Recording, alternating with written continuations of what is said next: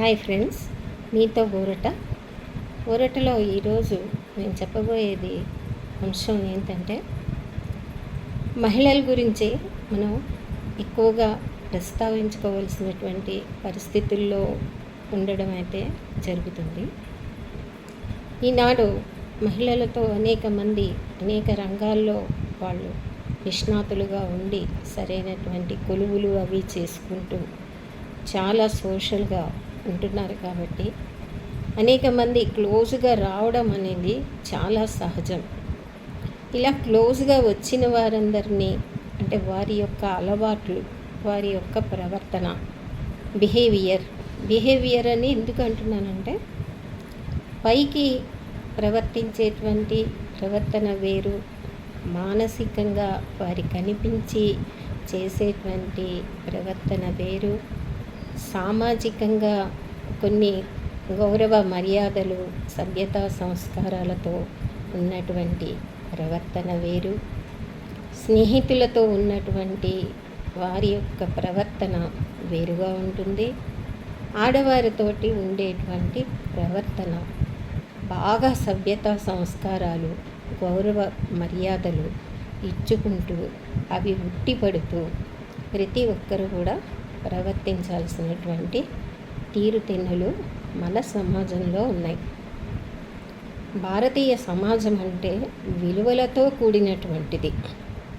ఈ విలువలు అనేవి మనకి కొన్ని కారణాల వల్ల, పరాయి పాలన వలన మనకొక భాషలు అనేకం మన దేశంలోకి చొచ్చుకు రావటం జరిగింది.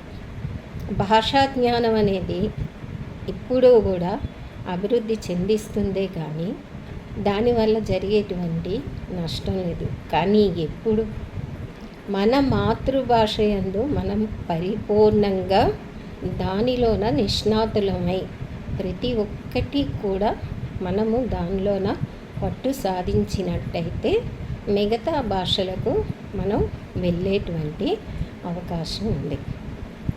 తెలుగు రాష్ట్రాల్లో ఉన్నటువంటి తెలుగువారంతా మాతృభాష తెలుగు భాషగా ఉన్నప్పుడు మన పిల్లలు ఎవరైతే ఉన్నారో విద్యార్థులు, నేటి విద్యార్థులు ఆంగ్ల మాధ్యమంలో చదువుకుంటున్నారు.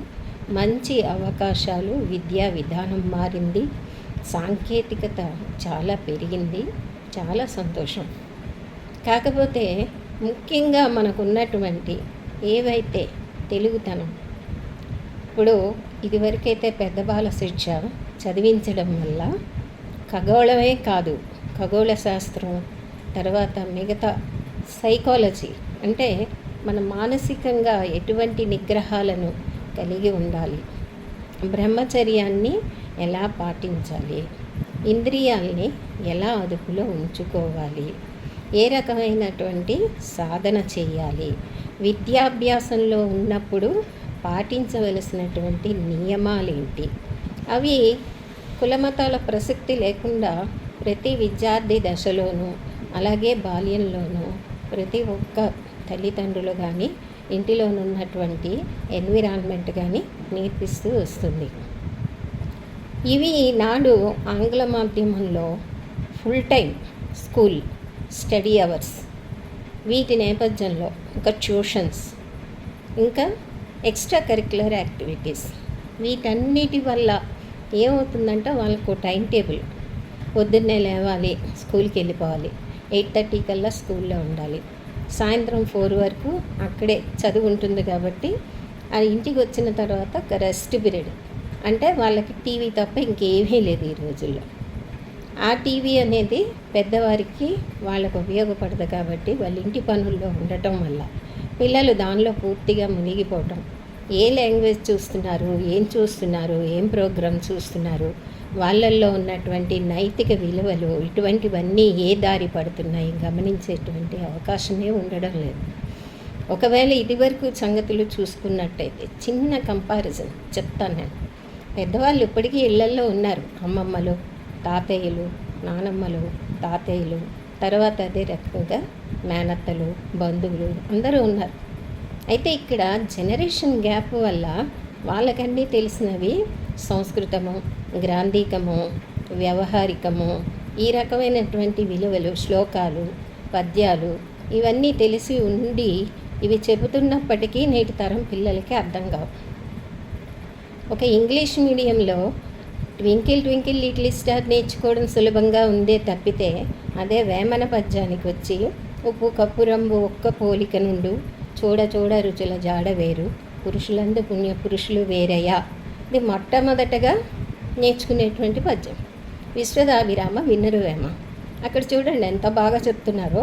తేట తెల్లమైనటువంటి పదాల్లో పురుషులందు పుణ్య పురుషులు వేరయ్యా, అందరూ పురుషులే కానీ వారిలో పుణ్య పురుషులు ఉంటారు, ఉత్తములు ఉంటారు, ఉత్తమంగా ప్రవర్తిస్తారు, సంస్కారయుతంగా ఉంటారు, సభ్యత తెలిసి ఉంటారు. ఇది నేర్పిస్తున్నారు. ఇలా వారు ఉన్నారు కాబట్టి నువ్వు కూడా ఈ రకంగా ఉండాలి, ఈ రకమైన విధానం అలవాటు చేసుకోవాలి, ఈ రకమైన నిగ్రహాలు నియమాలు నేర్చుకోవాలి అని అన్యాపదేశంగా చెప్పడం నేర్పించడం జరుగుతున్నటువంటి ఆ పద్యాలు. అవే కాదు, ఇంకా ఎన్నెన్నో మనకి లభ్యమవుతున్నాయి. ఓ సూక్తి ముక్తావళి కానీ, లేదా నీతి పాఠాలు కానీ, చిట్టి కథలు కానీ, నీతి కథలు కానీ అనేకమైనటువంటి ఉన్నప్పటికీ వీరు ఈజీగా వచ్చేటువంటి కార్టూన్ ఫిలిమ్స్ చూసుకుంటా దానికి ఏముంటుందో, అందులో ఒక నీతి ఉంటుందో ఏముంటుందో మనకు తెలియదు. కానీ మెకానికల్ బ్రెయిన్స్ తోటి వాళ్ళకి హ్యుమానిటీ గ్రౌండ్స్ అనేవి తగ్గిపోవడం చాలా వరకు ఇది ఇప్పుడు పరిస్థితుల్లో ఉన్నటువంటి లోపం అనే చెప్పుకోవచ్చు. కాబట్టి ఫ్రెండ్స్, మన మాతృభాషలో మన నీతులు, మన నైతిక విలువలు, మన తాలూకు నియమాలు, మన తాలూకు కట్టుబాట్లు, మన తాలూకు ఉన్నటువంటి వ్యవహారాలు ఇవన్నీ కూడా ఆడపిల్లలకైనా మగపిల్లలకైనా బాగా ఉగ్గుపోసినట్టు పోయాలి. పోస్తే వారు తప్పక మారడము, ఆ సంస్కారాన్ని అలవాటు చేసుకోవటము.